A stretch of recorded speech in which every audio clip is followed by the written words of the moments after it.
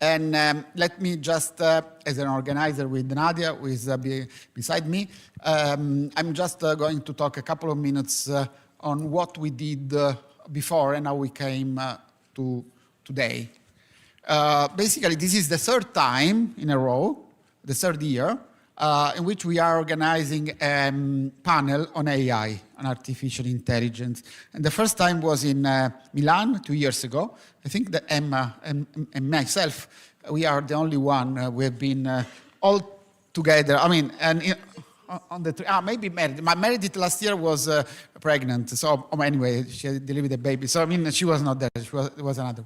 Anyway, so so the third year that we organize this panel on AI. The first 2 times it has been in Milan. Because the first 2 editions of the Festival of Management was held at Milano Bocconi. And this time we are in Naples, in AI. So we have only 2.5 years. So it's a little boy yet. So it's open-ended, so we will be seeing a lot of stuff in the future. But we are at the beginning. So I'm very delighted, really delighted to be here and to have this opportunity to follow up on the third time on this side. And also Parmitano, Luca, is the second time because he was with us. I mean, he was here, I mean, the same session 2 years ago. Anyway, so that's the first point in time. And the second point is that it's part of this year's theme of the Festival of Management on blue, deep blue. Why? Because AI is also blue. It's a technology, of course, but it's also an agent today. It's also not just an object, but it's something much more consistent and much more proactive. We have to assimilate more or less it to a person, not a physical person or mind and body, but of course a person in terms of way of getting into relationship. Somebody says about co-worker and so on. So basically this is the second part of the story. And then I think that I can be done. We have only one thing that I have to tell you. We have 4 people connected.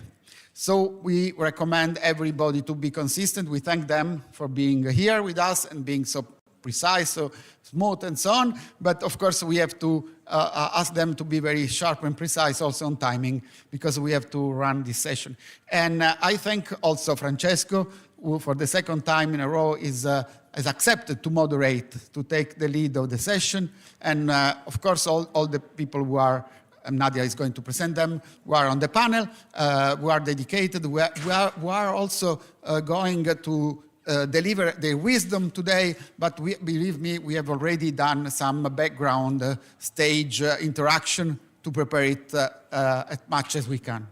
Okay, so thank you very much again, and please, I hand it out to Nadia, who is also co-organizer and will introduce and present our panelist and moderator to you. Nadia. Thank you, Giambattista. Just a few words about our panelists. Of course, many thanks also from me to the panelists who are Riccardo Di Stefano, who is joining online, Vice President Confindustria for Learning and Innovation, Open Innovation, Emma Parry. Thank you, Emma. Which is the chair of British Academy of Management from Cranfield School of Management. Thank you, Luca Parmitano, Chief of Astronaut Operations, ESA. Thank you, Paola Liberace from AGID, the Italian Agency for Digital Development in Italy.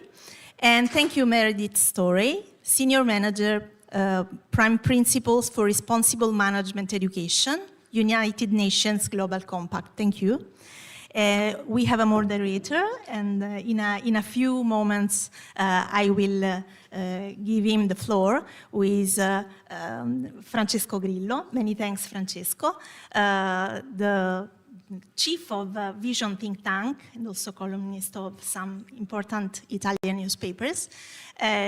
Just a few words also from me on the suggestion that we wanted to follow by linking this edition of Festival, which is dedicated to Deep Blue, to the AI. Just to remember that there are some different thoughts about that, but Deep Blue, which was probably the first version of artificial intelligence, or in any way the first automatic system which was able to defeat the chess champion in 1997, Garry Kasparov. So the first example of an automated system who was able to defeat a human, just to leave an impression about our debate today, which is related, as also they said before me, skills and artificial intelligence. So that's it from my side. I would like to leave the floor to Francesco Grillo to moderate the debate. Thanks again to our panelists for the discussion. Thank you. Thanks a lot, Nadia. I will also try to frame a little bit the debate, and then I will follow basically the order that we in the program. So will be Riccardo, then Paola, then Luca, who is probably in Houston, if I'm not wrong, and then Emma and Meredith. But probably and by the way, I also welcome you people from the Nunziatella, right? Okay, you came here for Luca Parmitano, I suppose, who is not here physically. Also because I think that Luca graduated from the academy in Pozzuoli, if I'm not wrong. So he's like a sort of uncle for you. So Luca, you here you have your fans. As far as I am concerned, I'm a professor I teach at Bocconi University. Very much in between sustainability and artificial intelligence. So let me give you just few thoughts, and we have slides here, no? Somehow. Yeah. Also to tell you, especially, what exactly is a different definition. But let me start probably from the most famous one. This guy here, you know who, this is basically the imitation game, you know? So basically the very point is not that computers can think, but artificial intelligence is a machine that makes indistinguishable its answer to question from a computer, okay? This is Turing, in a sense, the inventor of the computer that we know now. Then we have other very different definition of artificial intelligence. This is Vestager, the last commissioner for competition at the European Commission.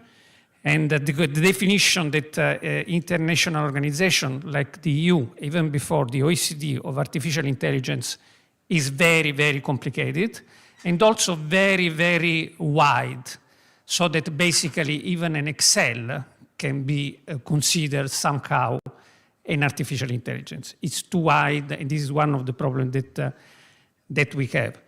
Then, if we go to what started in 2022, like Giovanni was mentioning before, we do not have just a ChatGPT. No, that's very, very clear to you. No, ChatGPT is just one of at least 50 different versions of large language models. It's to call this thing artificial intelligence is a little of an insult to Alan Turing.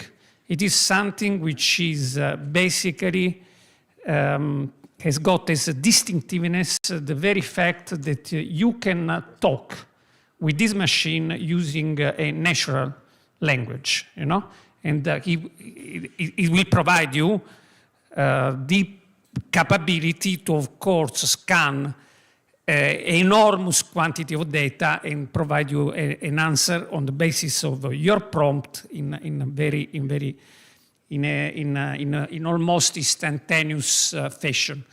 Let me go a little bit on just three things which are sort of important and which can also provoke some thoughts, some answer from Riccardo, for instance.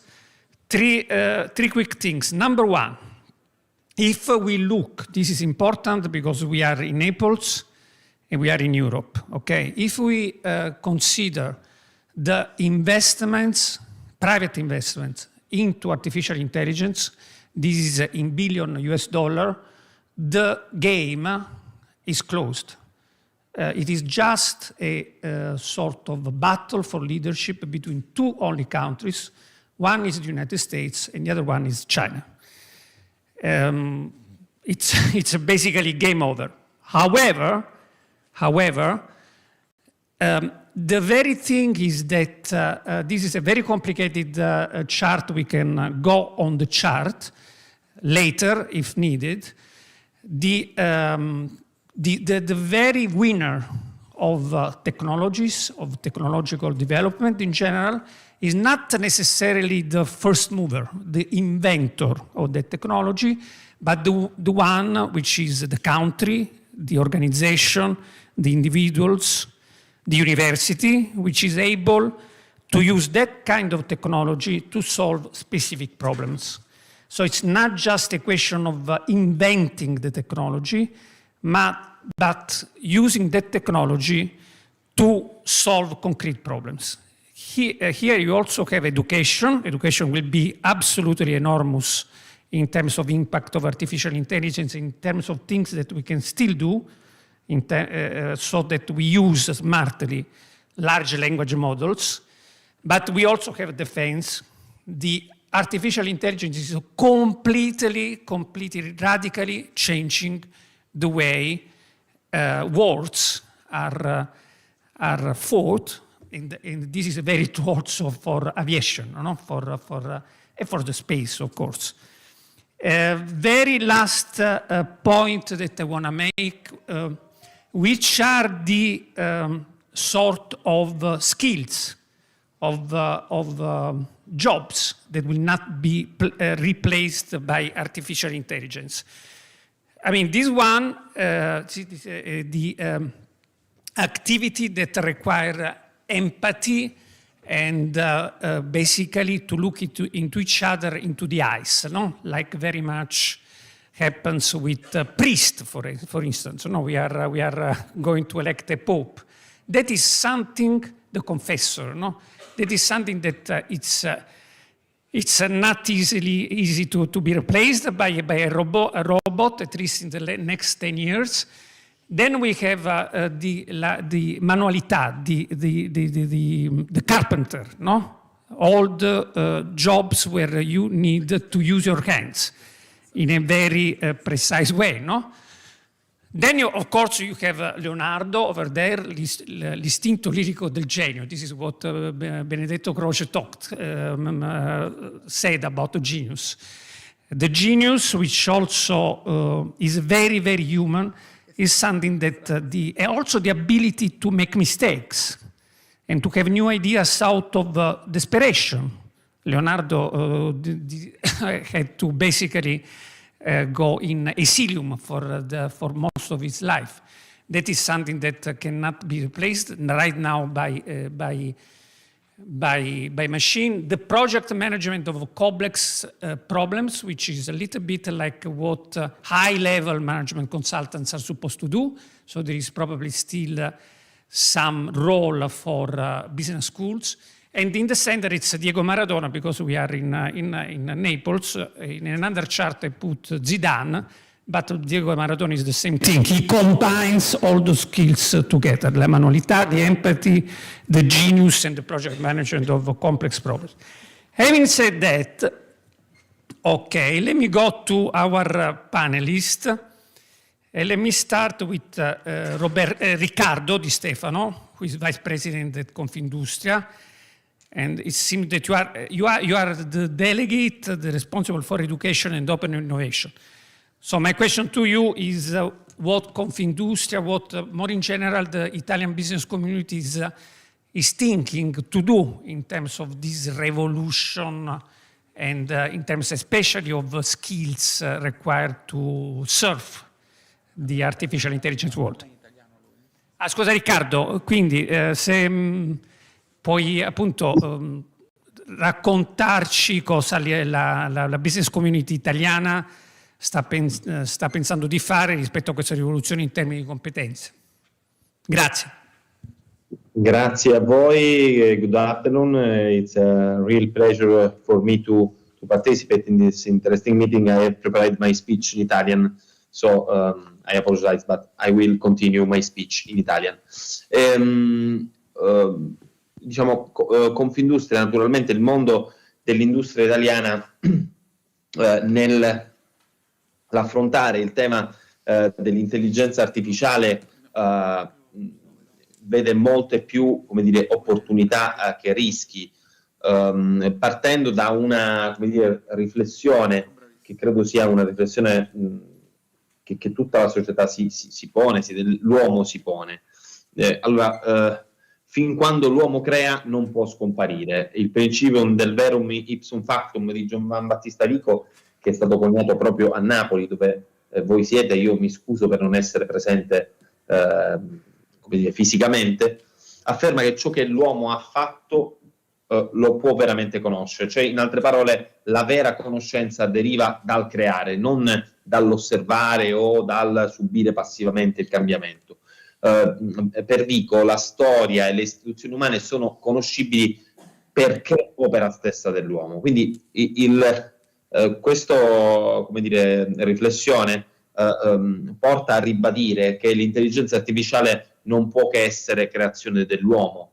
La chiamiamo intelligenza artificiale e questo, come dire, il modo in cui lo chiama il mondo, ma forse è più corretto, dato che la nostra intelligenza ad essere aumentata, forse chiamarlo intelligenza aumentata. Un algoritmo che è capace di pescare documenti nella rete, organizzarli in criteri che tra l'altro vengono sempre, come dire, in qualche modo programmati dall'uomo, non può che avere al centro l'uomo. Tutto ciò che li hai processa, i dati, che come dire, su cui lavora, comunque hanno infine, come dire, va sempre ricordato che sono un prodotto umano, assolutamente umano come qualsiasi altro prodotto. Alcuni possono avere un nome familiare come Alexa, Siri, essere più diciamo di facile assorbimento, altri più imperscrutabili e riservati agli specialisti. Resto convinto che avesse ragione Kant quando scriveva che l'uomo non soltanto pensi, il fatto che l'uomo non soltanto pensi, ma che possa dire a se stesso io penso, fa di lui una persona. E quindi il fatto che l'uomo abbia una coscienza, diciamo quella azione, quella dimensione del pensiero che siamo soliti chiamare coscienza, ci può e ci deve validare, ci deve, come dire, guidare in questo percorso di transizione che va verso, diciamo, un uso massiccio di questa tecnologia, che è già sotto gli occhi di tutti. Quindi la rapidità dell'automazione di questi processi e l'integrazione uomo-macchina, oltre che le implicazioni che diciamo che la transizione digitale green costituiscono e che in qualche modo hanno creato una fase di crisi, perché tutte le transizioni portano, come dire, a un momento di crisi, ci possono e lo sono per il singolo cittadino e lo sono naturalmente per l'imprenditore che guarda al futuro delle proprie produzioni, dei nuovi mercati, ci fanno scaturire diciamo la necessità che queste tecnologie vengano governate e vengano cioè accompagnate nel loro attuarsi affinché i vantaggi, gli aspetti positivi producano siano molto superiori a quelli negativi. Questa richiesta di governo della tecnologia mai così adatta, naturalmente se parliamo del festival del management, lo si deve rivolgere alla politica, ma nel senso più ampio del termine, a partire da questa grande collaborazione pubblico-privato che evidentemente deve essere messa in campo. E forse, diciamo, per poi concentrarmi, perché non so quanto avevate previsto come minutaggio dell'intervento del primo speech. Comunque, ecco, in sintesi, il governo di questa tecnologia consente, diciamo, consente diciamo, e sarà tanto più semplice quanto gli aspetti etici, nel senso diciamo, di pratica, nel senso stretto del termine, saranno rispettati, saranno messi in campo. Tra le maggiori perplessità della diffusione di intelligenza artificiale rispetto al mondo dell'impresa, dell'industria, c'è certamente il timore, come dire, per i livelli occupazionali, per il welfare state, ma noi crediamo al contrario, e in questo siamo credo supportato da dati evidenti di evidenza scientifica, che paradossalmente la diffusione delle attività dell'automazione spinta consente ai lavori e alle attività oggi a basso valore aggiunto di essere collocati in attività invece di maggior valore aggiunto. È come dire una tentazione o un timore che affronta un filo storico, l'automazione, solo per restare, come dire, ad un esempio che vicino a noi, quando i centralini furono sostituiti perché diventarono automatici, si pensò, come dire, ad una crisi occupazionale. In realtà ciò non si verificò, semplicemente perché le persone che vi lavoravano furono collocate in attività più a valore aggiunto maggiore. Noi crediamo, semmai, Confindustria crede semmai, che la vera rischio sia non cogliere le opportunità che ci sono dentro, che stanno all'interno dell'adozione dell'intelligenza artificiale. Crediamo che sia una opportunità per recuperare competitività internazionale, per creare crescita economica, per diciamo gestire i cambiamenti partendo da un'industria che ricordiamolo, è una industria a forte vocazione manifatturiera, che è povera di materie prime, che vive diciamo dell'innovazione per restare competitiva in un mondo di giganti. Mi piace sempre ricordarlo, oltre ad essere la seconda manifattura europea, quest'anno l'Italia è il quarto esportatore globale, come dire, ben al di là delle proprie normali, diciamo, fondamentali economici. Non lo dico ad un pubblico, come dire, così qualificato come il vostro. Credo però che se c'è, diciamo, un paese ed una classe di imprenditori e di innovatori che può cogliere queste opportunità, è proprio l'Italia. Lo dimostra l'esperienza, come dire, da Olivetti in poi, della naturale capacità di gestire i cambiamenti, della flessibilità, della gestione delle crisi e del riposizionamento nelle catene del valore e nei mercati internazionali, e nella capacità dell'industria italiana di utilizzare gli algoritmi per produrre di più con meno. Diciamo, è evidente che esiste oggi un mercato dominato da due grandi aree geografiche del mondo, gli Stati Uniti, la Cina e l'India dall'altra parte, ma nell'applicazione verticale delle nostre eccellenze, noi siamo, sempre per citare alcuni, come dire, primati che credo non siano sempre conosciuti, la nostra industria, per esempio, è vero che la seconda è in Europa, ma è la prima per diversificazione e presidia nicchie di mercati ed eccellenze che la rendono allo stesso tempo il sistema economico capace di creare dell'intelligenza artificiale su questi settori verticali e una intelligenza artificiale, come dire, specializzata e plasmata sul sistema manifatturiero. La sfida più complessa che intravediamo naturalmente in questo accompagnamento dell'industria italiana è quella della dimensione ridotta delle nostre PMI italiane, che ad oggi, secondo l'Istat, utilizzano l'intelligenza artificiale nei propri processi solo per l'8,2%. Noi crediamo che invece ci sia, oltre che nel manifatturiero, nella salute, nelle scienze della vita, nel turismo, nella PA, nella mobilità sostenibile, delle eccellenze italiane in grado di andare time to market e di essere competitive nei mercati internazionali invece, come dire, in un tempo relativamente breve.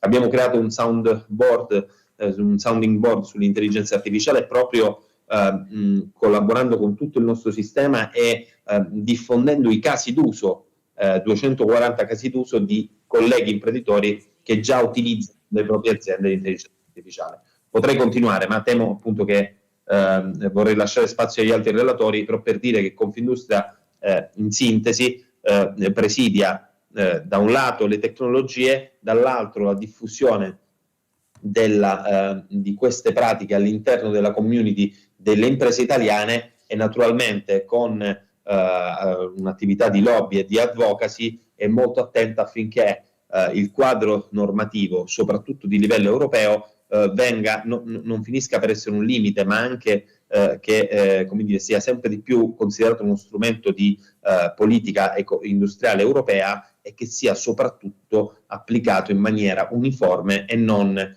sovrapposta alle normative nazionali. Tutto questo renderà l'Europa un mercato competitivo e come dire, che ci assicurerà un futuro positivo. Grazie.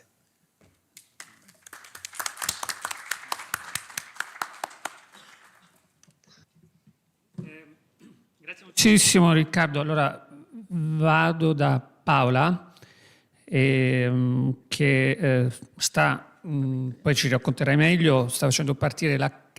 sorry, I need to speak English, sorry.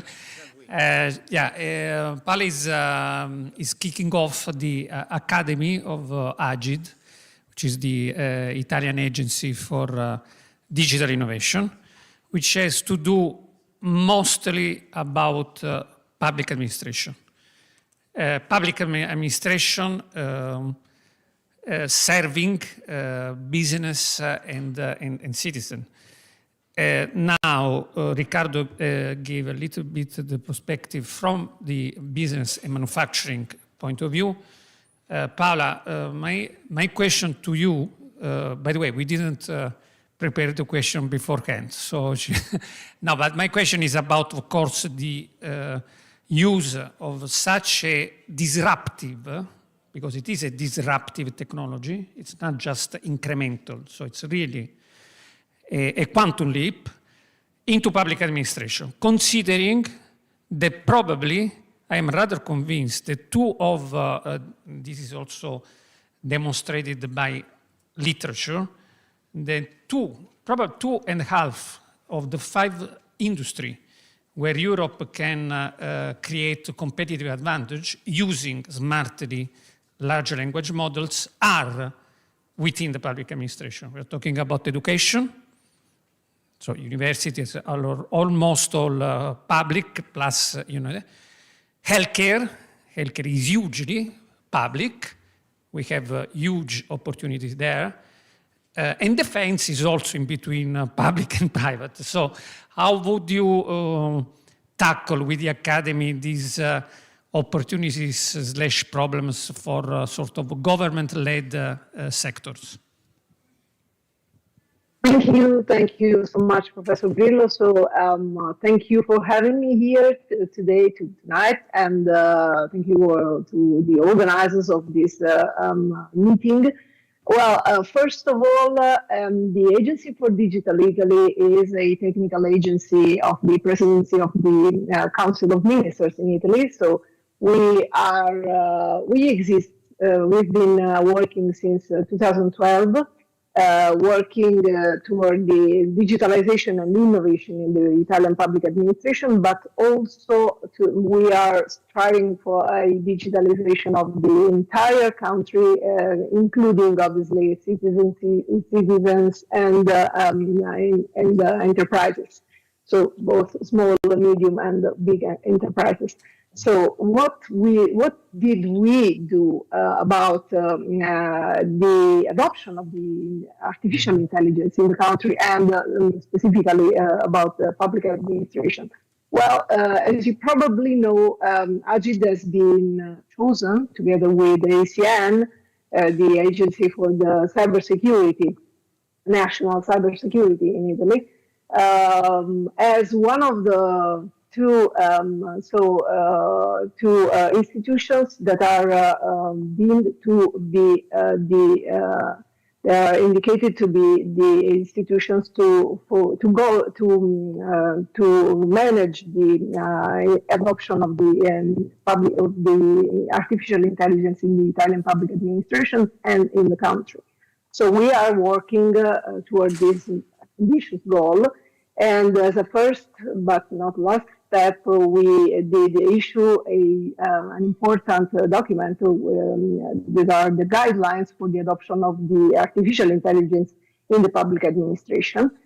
And this has happened in February. We had these guidelines in consultation, public consultation until the 20th of March.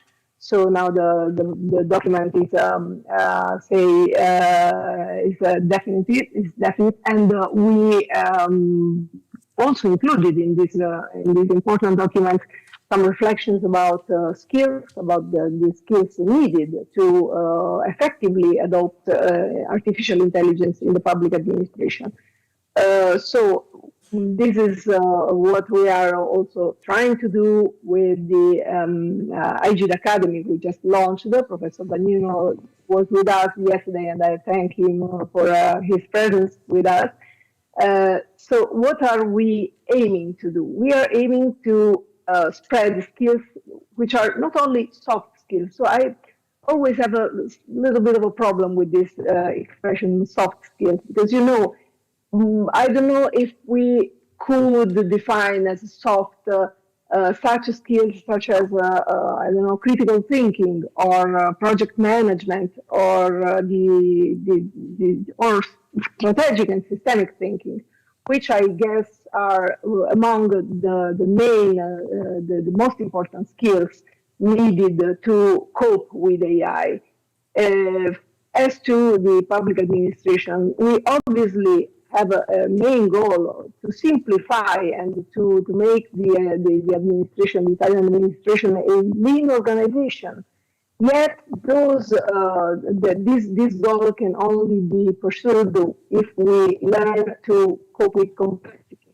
So our road to simplification goes through the ability to think in a complex world and to cope with all the factors that are working together in this complex environment.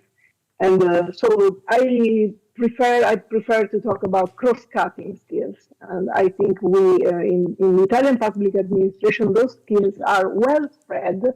So it's not only a matter of technical skills, those are needed, and we absolutely need to enhance the ICT skills among our employees. This is also a goal which has been declared at a European level, and the decade for Digital Europe, which is aiming to a digital transformation within 2030, is also aiming to train ICT specialists in enterprises and in the public administration.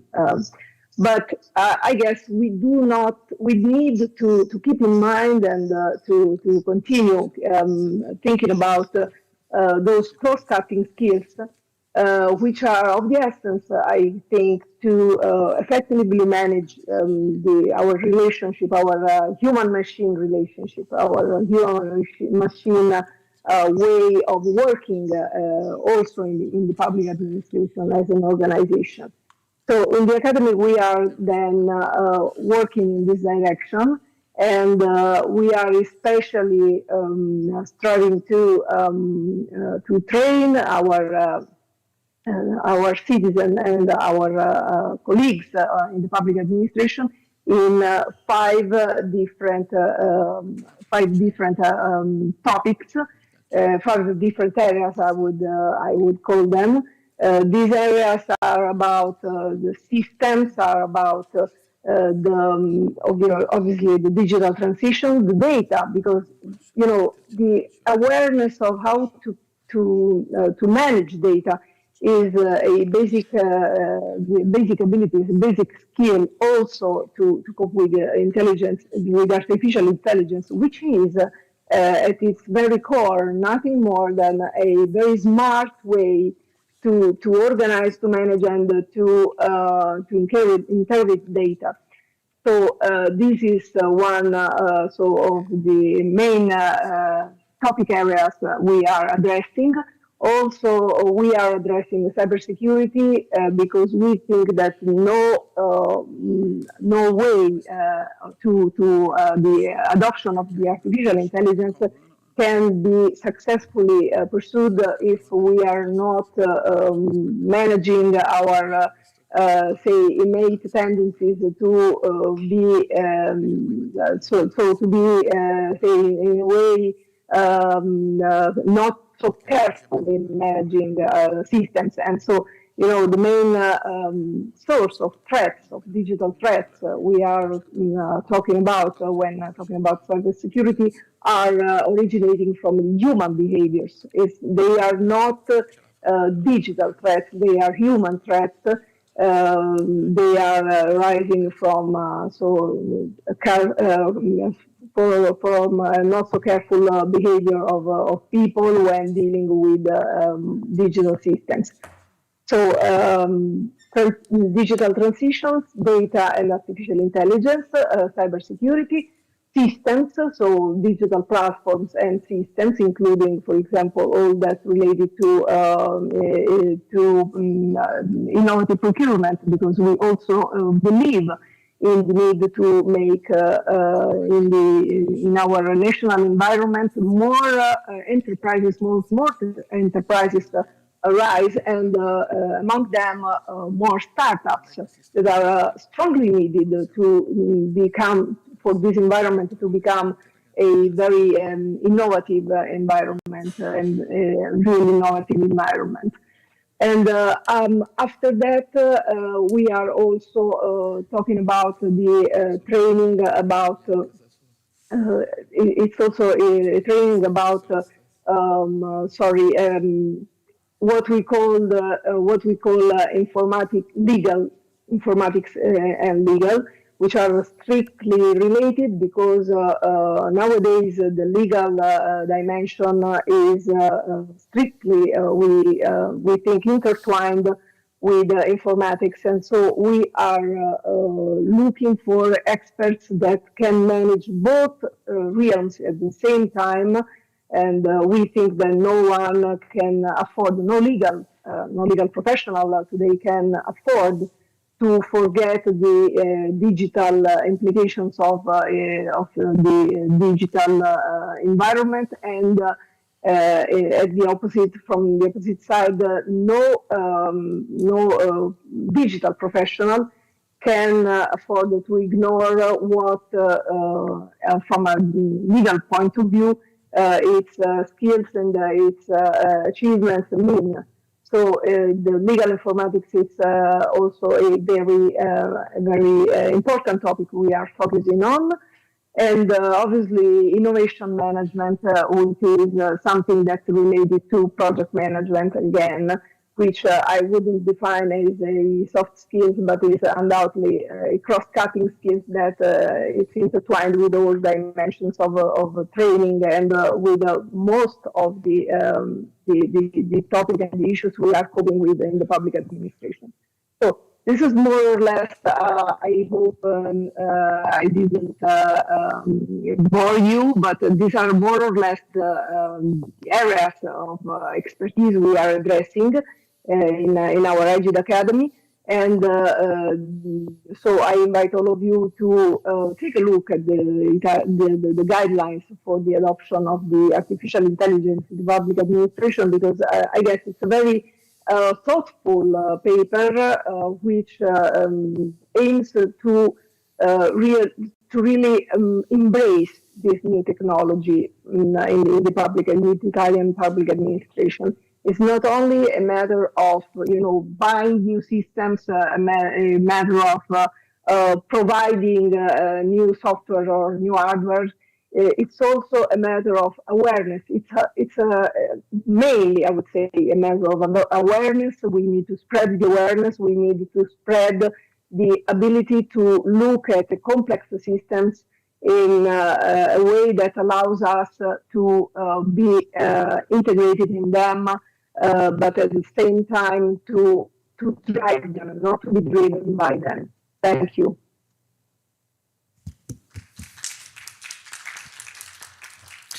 Thanks a lot, Paola. Now Luca Parmitano. Luca, of course, does not need an introduction. Just let me say one thing that for the young and the less young who are here, something that probably we share is, well, a number of passion, also sport, but he also has a passion for comics, for fumetti. He likes very much Nathan Never. I more like Dylan Dog, but he like Nathan Never. The question for you, Luca, then you can talk about whatever you want, given your history, no?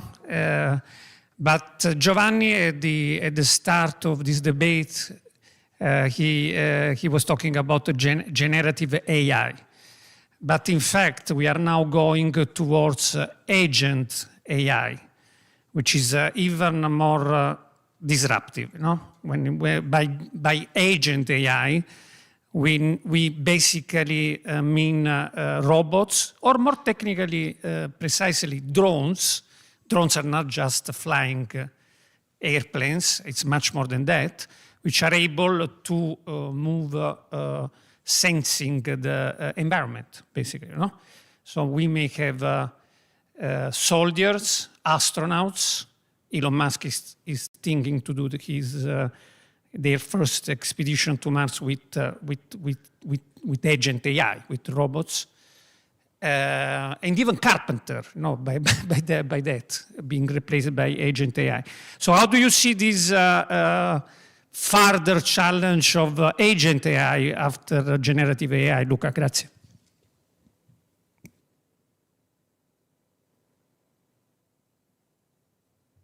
First, let's remove the microphone. Okay. Let me start with 30 seconds in Italian, solo per ringraziarmi di avermi invitato, per salutare il pubblico e in particolare concedetemelo di ringraziare per la loro presenza i ragazzi dell'Annunziatella.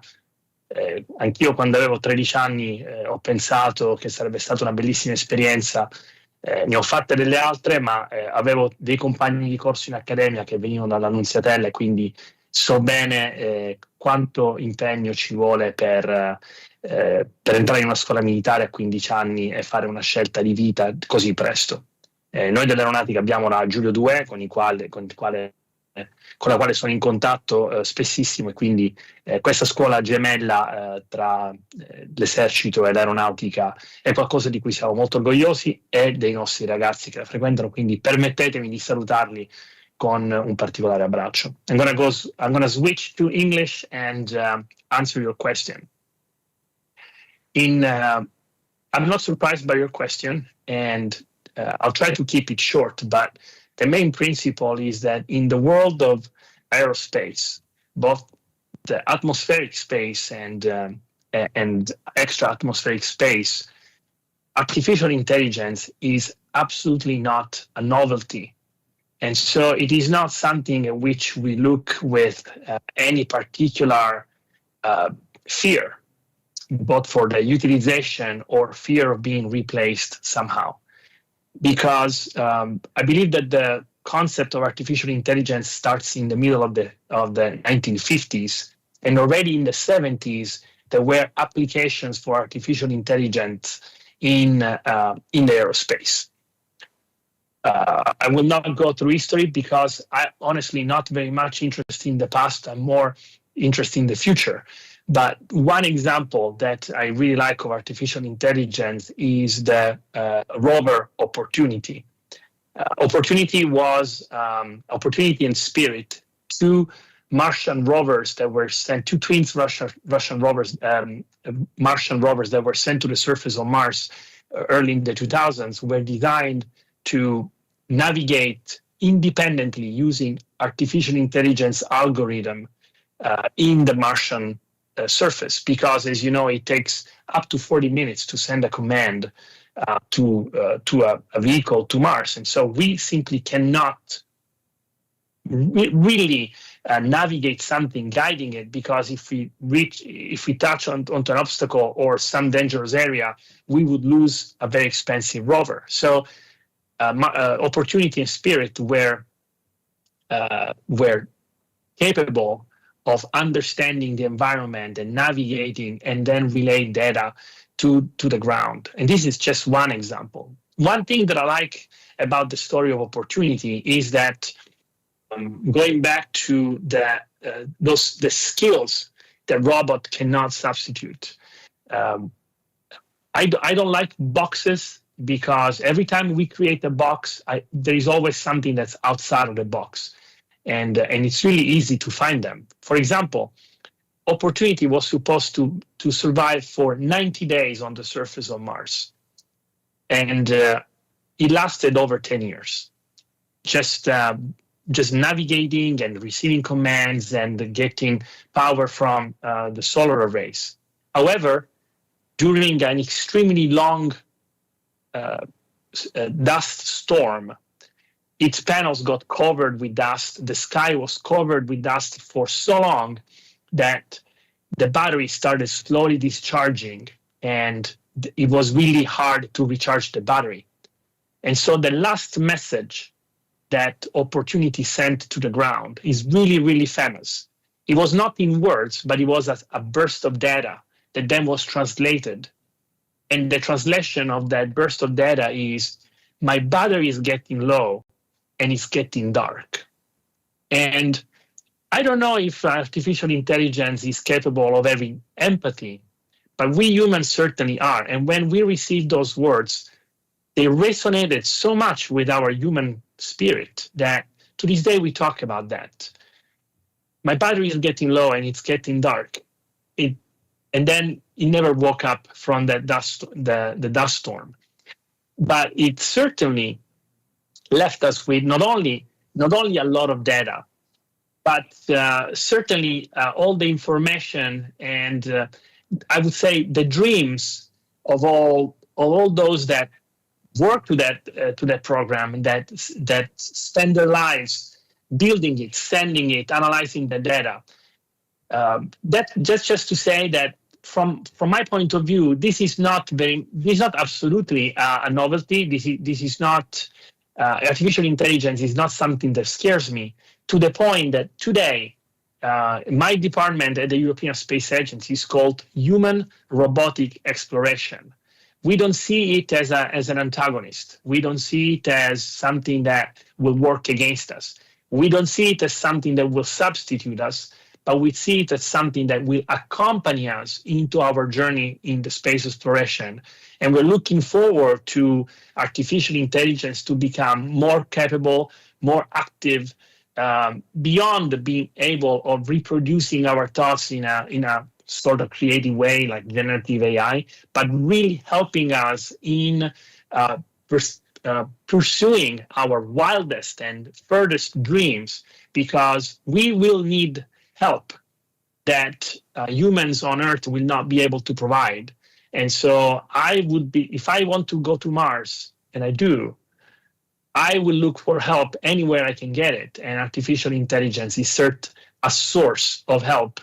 I don't expect the Frankenstein syndrome to be realistic. I think it's a great story, but it's just that, a story. So From my point of view, and I'm going to finish because I'm past my 5 minutes, artificial intelligence is a tool, more than a tool, can be a companion to help us in our pursuit of excellence and exploration further, faster, and higher.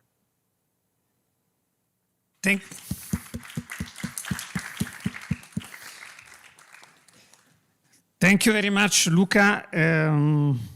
By the way, we are going to have a big conference next year at UCLA on global governance of artificial intelligence, and hope we will sort of meet physically. We will have it if the President of the United States will allow us to have it. You know, since this is the only convenio where Donald Trump was not mentioned, let me mention Donald Trump for one. Okay, let me go to Emma Parry. Emma, we discussed last year about the crisis of business school. You may remember that, you know? We were talking about whether business schools like Cranfield or Bocconi are dead. And you said, well, they have always said this very thing that business schools are dead and they are still alive, you know?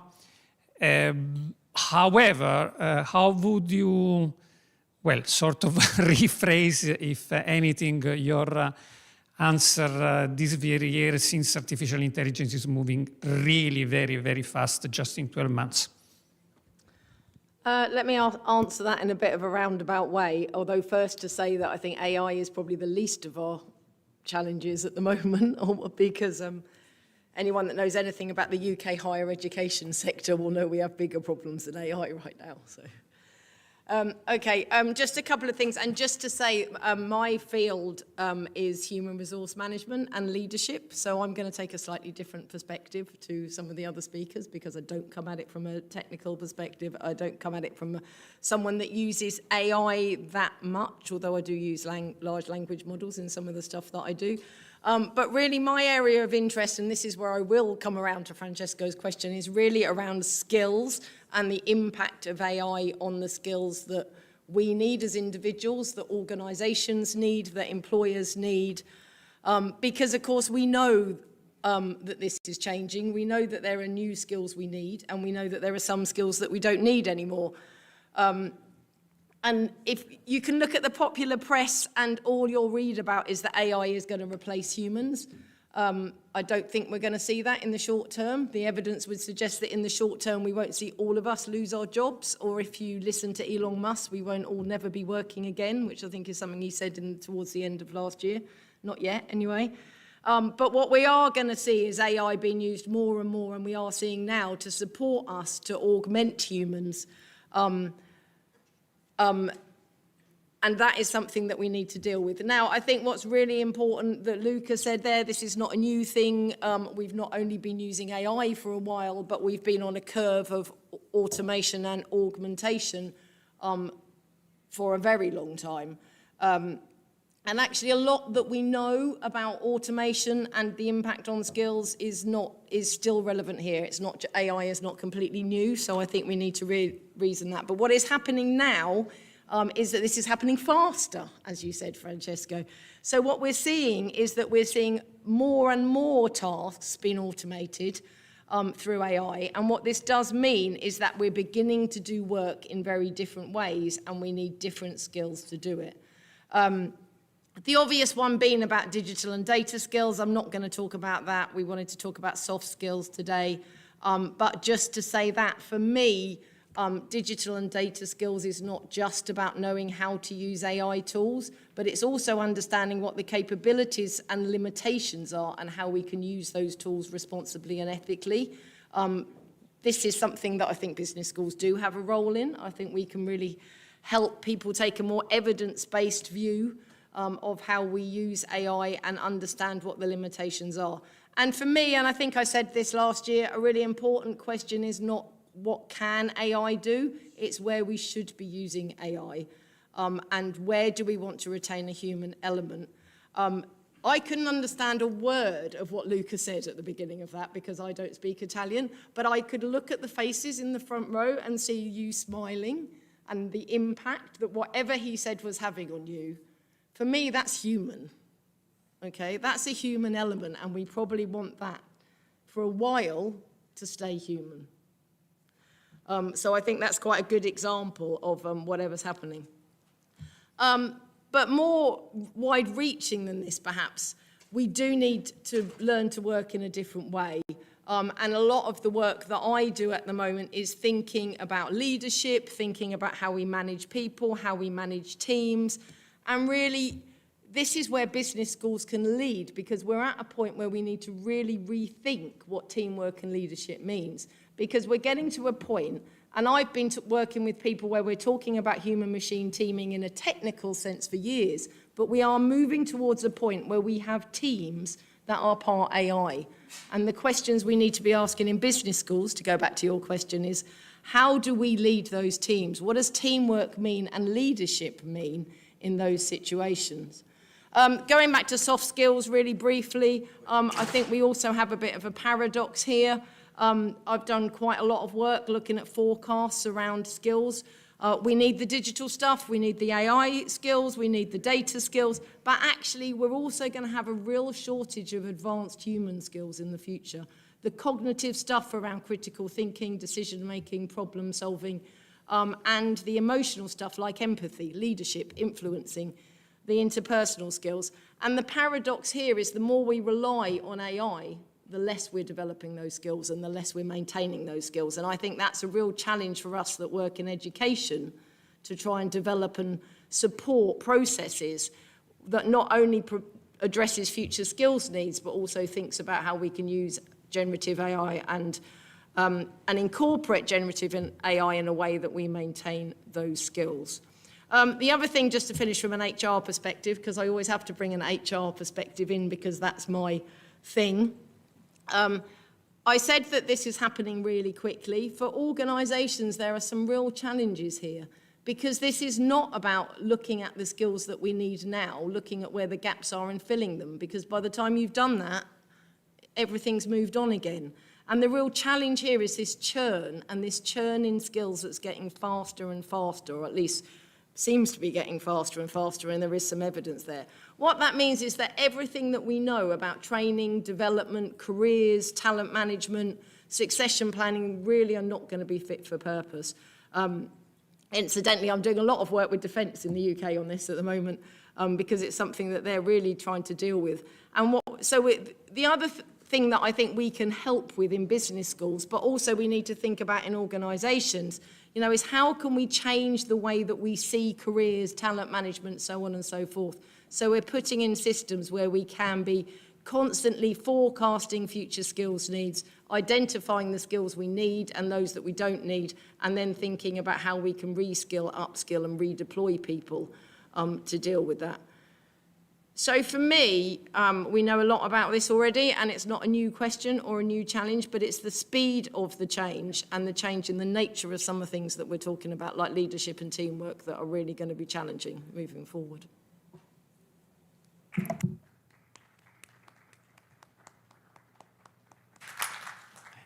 Thank you, Emma.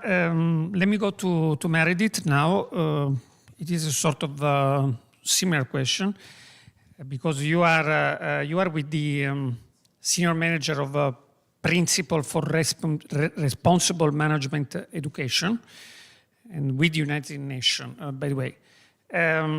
So my question to you, Meredith, would be more,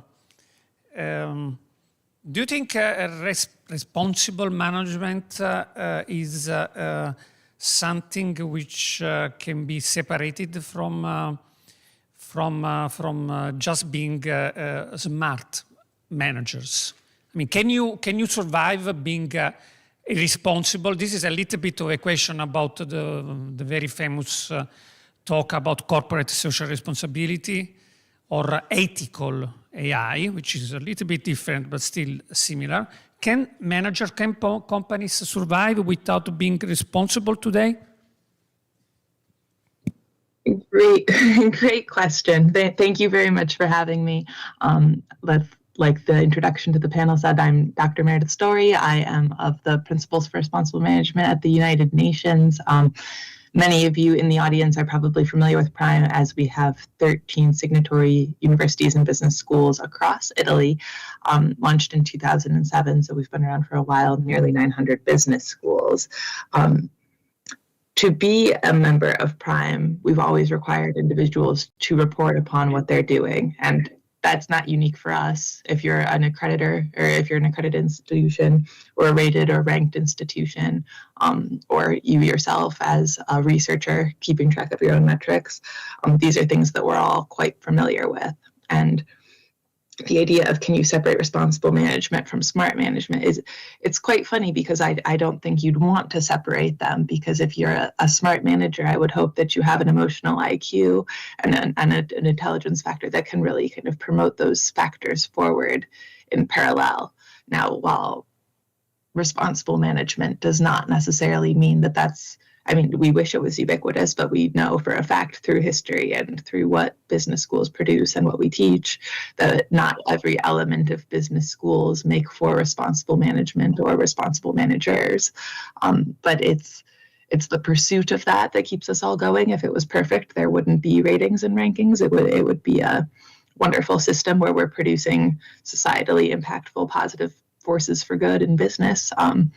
Leaders, and that's just not the way that things have progressed historically or are progressing today, though we like to think that we are, making change through the Sustainable Development Goals and beyond. So I think that in where we are, and especially building off of what some of the previous individuals have said, particularly Emma's comments there about just the role of education and the role of human resources really in questioning how we can see careers and challenge what skills are needed for those. That's a question that educators in business schools have to ask themselves every day, because we're there educating and training individuals within the space for jobs that maybe we do and maybe we do not know the skills that are needed. And you have to be adaptable in how you're teaching them, but also in what you're teaching.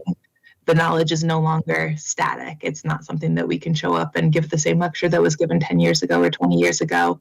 Just because an educator has received tenure doesn't mean it's time to stop learning. It's actually time to take bigger risks and to kind of become elders for this community, to be able to become change makers and model that behavior. We know that student skills development is something that has been a real force of priority in recent years. And that was even before the massive rise of ChatGPT hit the classrooms, and the idea that it would be free through final exam season this year. So you can tell where the tools are, and to consider the ecosystem that we create in our classrooms. So making real world experience with the acceptable tech integrations within these projects. I laughed at the name, Luca, that you used, Human Robotic Exploration Unit. Like, that says it all, doesn't it? Like, working in tandem to complete the goals of the exploration. It's not that students are in one corner and AI is in one corner, and it's a parallel process. So we want to be building assessments, and we want to be building modalities that can challenge students to work with the tools of the world and not to turn a blind eye for those. And in working with those tools, there are skills that are needed that aren't the skills that I was trained with just a couple of years ago, and they're not the skills that we'll be training with in a few more years. So making sure that our ecosystems become responsive and innovative to the changes needed, to challenge your provosts and your deans and your rectors to what it is that you need in your classroom for, all right, I want to see a shift in assessment because I want a more authentic experience for my students. How you can work with your department and beyond your department, because these are interdisciplinary challenges, to create real world scenarios for your students to be engaging with, to work through the ambiguous factors of what an assignment might say, but to create real world kind of authentic experiences for the ambiguity that they'll face once they get to the real world. Future crises will be related to AI, and that could create a more ambiguous world. We want to make sure that regardless of the challenges that these students and ourselves will be facing, that they're ethical decision-making at the core.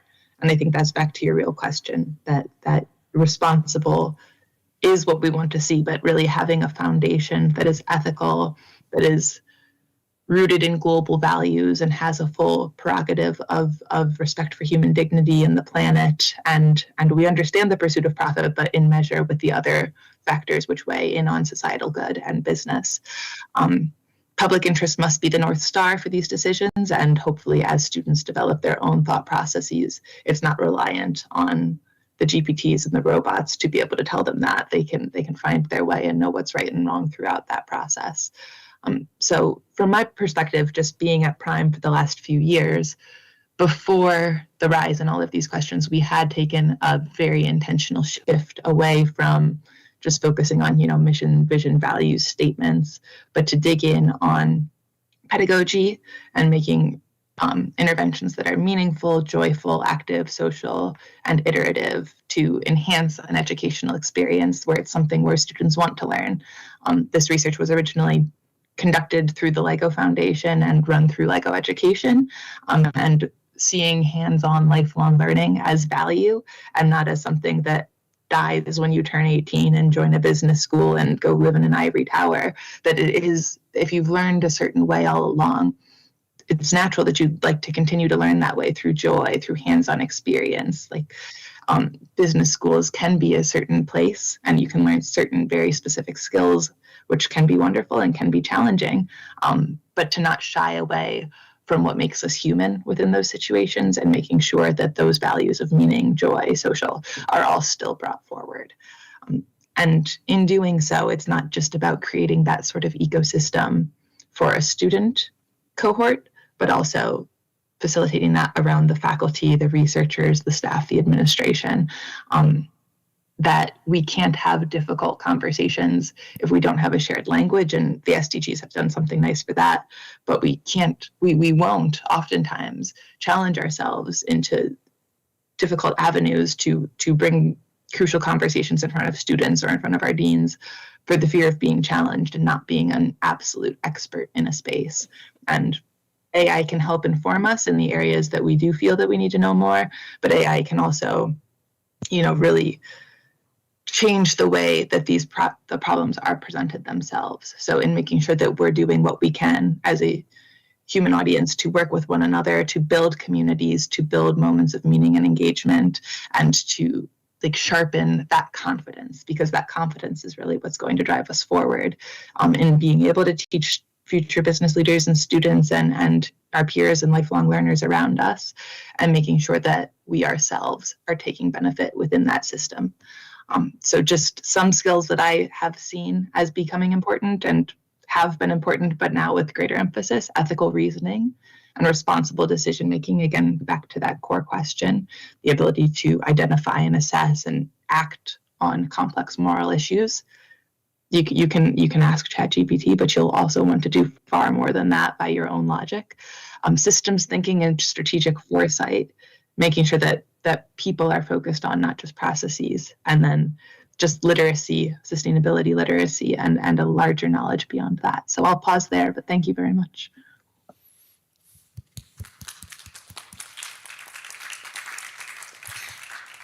Thank you, Meredith. We have 12 minutes. I would use those minutes for a question from one panelist to another, but also, more importantly, if you in the floor have a question, especially you from Nunziatella, if you have some question for Luca, for everybody else, please, you are very welcome. Gianbattista, you have a question. Yes, I would like to make not a statement, just a notation. That today, we say normally in academia that there are among scientists or among people that are studying the same stuff around the world, invisible colleges. Here we have very visible threads. One visible thread in the last 3 years has been with the BAM, the British Academy of Management, between the SEMA Festival and British Academy of Management, with Emma, who has been here all the time. Another one is with Prime, and last year there was Cheyenne Maddox, and this year and the year before Meredith, so thank you to you. And also with Luca Parmitano, I mean, we have other visible threads. So, I mean, we are a lot of threads, and also the AI stuff that has been declined in many ways. But so, I mean, just wanted to, I mean, underscore this. The question of, probably there is a young guy there that has a question. Avete una domanda, ragazzi? Forse sì, no? No, avevo capito easy. Come non okay, so vuoi fare tu la domanda? You want to make a question? Yeah, Nadia is... we okay. have a question. We need a qua? Però deve qui, per favore. Qui o lì. Perché se no lo sentono fuori dall'altra parte. Abbiamo 4 persone. Stanno Magari dici come ti chiami?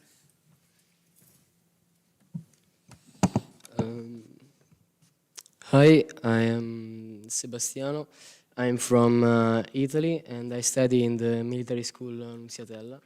I'm the second year of the course and I wanted to ask how can Italy train a new generation of leaders which are capable of combining our new technological intelligence and also the consequence of a social responsibility to do it to the use of them. In Europe, maybe we can extend it. Yeah, how old are you? I'm 17. Okay, good.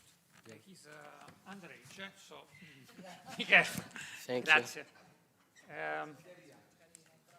Is anybody else here? Okay, who wants to go? Luca, probably it's yours, or even Well, Paola, actually, by the way. Yeah. I think Meredith is the one that has the tools to answer that question. I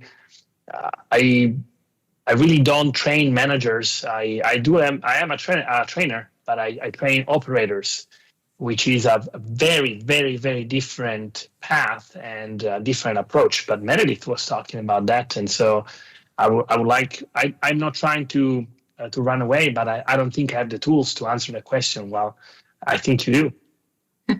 Thanks. I'll gladly jump in. There have been a lot of articles within the last 2 weeks around student experiences in higher education, particularly on human connectedness. And you can see reasons that people choose their institutions at this point in time are down to the human connections that they want to make, looking for their spouses, looking for their friends, looking for their co-founders. And these are things that aren't necessarily cited for why you chose an institution in the past. You chose it because you liked a specialty major or a certain educator. So I would say that the way to succeed is to find connections, but it's not to only go to school to build connections. Don't let the machines do the learning for you. I think that is something that we're nervous can happen in the next, as you join college as a 17-year-old, the next 4 or 5 years here, that still challenge yourself to be critical and to be creative and to make human connections and to use the technologies that are available to you, but don't shy away from a traditional experience just because you can get an answer quicker that can help you get a better grade on your final exam. That's fine, use the tools, but don't forget to learn along the way. Other question? Otherwise, I have a very similar question. It's very much a continuation of your question, which I have been asked very many times. The last time in China, where I do teach during the summer, and the students there are a little bit older than you, probably 22 something. And the big question, at the end of anything you teach is, well, professor, what should we study? How should we equip ourselves for the future? Because they themselves in China is very much quick, in terms of technological development. The question was, we have 1 year the web 3.0. The other year we have a metaverse. Then we have artificial intelligence. What should we study? Since we have at stakes 40 years, 50 years of what would you advise your students to do? Thanks for giving me that one. Do you know, I think what we're beginning to see is, and I think this is why the subject of this panel is really important, to focus on soft skills, because I think what we're beginning to see is that the hard skills actually are, don't have the longevity that they used to have. So while you could go and say, right, I'm going to go and study data science or digital because that's the thing, actually by the time you finished your degree, if it's a degree, it will be out of date.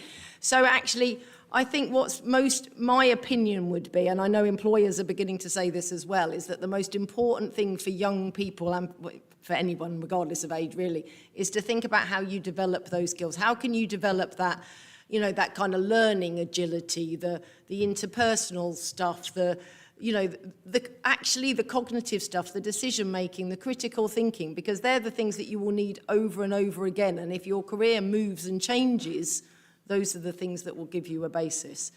The other thing, I'm just going to answer the gentleman's question, if I may, really quickly. I don't think what you need in leadership has changed, but the way that we need to perform leadership and the way that we need to think about how that works in the current context. So I don't think a good leader or good leadership, depending on whether you see leader as being an individual or something else, has changed, but it's the way that we need to enact that has. Okay, other thoughts about what to study and how to equip? Well, my answer was sorry, my personal. I should have said business. Come to a business school and do anything to do with business. No. My answer to that was well, look, people, you need to have a dream. An individual dream or some sort of a collective dream, not too much, because otherwise you exaggerate, but you need to have a dream. Like Luca, for instance. You need to really have to apply your intelligence to something which you like very much, that you feel passion for. It can be anything, with the intention to learn how to learn, no? Right. Now, one thing that I can comment on what Emma has just said is that probably she is talking about a sort of decoupling between soft skills and hard skills. In terms of temporal decoupling, at least, I don't know if there are other, in terms of obsolescence, which is, you say, basically as much as I understood, that hard skills are becoming obsolescent, they obsolescent more frequently, more fastly, whatever, while soft skills are more resilient. So that's the decoupling, temporal decoupling I was talking about.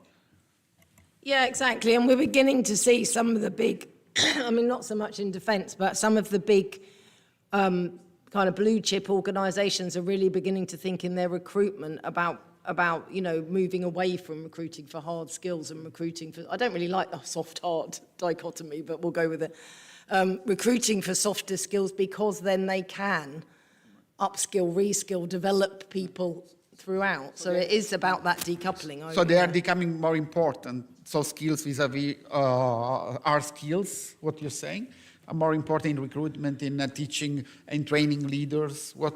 I think they've always been important. Right. I've been in academia for 20 odd years, and employers have been complaining about the lack of soft skills as long as I can remember. So I don't think that's a new. I don't think it's. But I think it's now that they have more longevity, and than perhaps harder skills that will need to be refreshed or perhaps will become obsolete. Okay. That's an interesting but on that, Emma, how useful do you think is this very distinction between soft skills and hard skills, between thinking and the critical thinking, between STEM and the humanistic studies? Because, I'm not convinced. If you look to the countries of the world, for instance, the countries that are doing worse in terms of reading comprehension, which is about a little bit like humanistic, are doing very badly also in mathematics, and the other way around. No, so the two things are, much more associated. And the same thing applies to soft skills and hard skills. How do you see is very so important? One of the reasons that I just alluded to not liking the distinction is because I think it's a bit too simplistic. I mean, I actually think the idea of a skill, I mean, what is a skill? Forget soft and hard. I mean, is it something that you know how to do something? Is it mindset? Is it attitude? Is it talent? I mean, it can be all of these things. And one of the conversations we're having in the UK a lot at the moment, driven by our government, is to think a bit about skills and what we mean by skills. So I don't find it typically useful, but I think it's a shortcut, isn't it, to make things simpler to talk about. So. Okay. Merit, you want to add something? Paola? Ricardo? Thank you.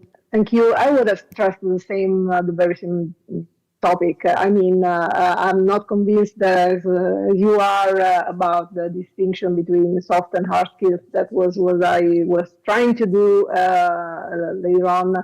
I think we should talk about cross-cutting skills, and those are of the essence to manage artificial intelligence, whatever the context we are in. Whether public or enterprise or whatever. And also about your previous question, I would say the main thing is not to learn what to learn, but is learn to learn. This is one of the main skills the European Commission is focusing on, as a matter of fact, in the context of the digital decade of Europe 2030. And I really think this is the only, a core skill we all need to develop. We need to understand that our path to learning is a never-ending one, and we should really understand that. Learning is not stop to learn is not an option. We cannot afford to stop, and we cannot afford to stop our skills, to stop our our path to learning, especially because technology is not stopping, and innovation is not something that you could stop with your hand. So learn to learn is the one and only core skill I would advise all students to be keen on and to be sure they keep in their portfolios. So always be ready to learn about new topics, always be aware, always be awake about new topics arising. This is the advice I would give. Okay, thank you very much, Paola. I would say that we need to finish now. So let me thank again Riccardo from Confindustria, Paola from Agenzia per l'Italia Digitale, Luca from the European Space Agency, Emma from Naples, although you from Canfield all the way, Meredith from PRME, Giambattista, sorry to call you Giovanni a few times, and Nadia. But more than anything, I thank you from Nunziatella, who contributed to lower the median age here today, and also to fill the room. So thank you very much.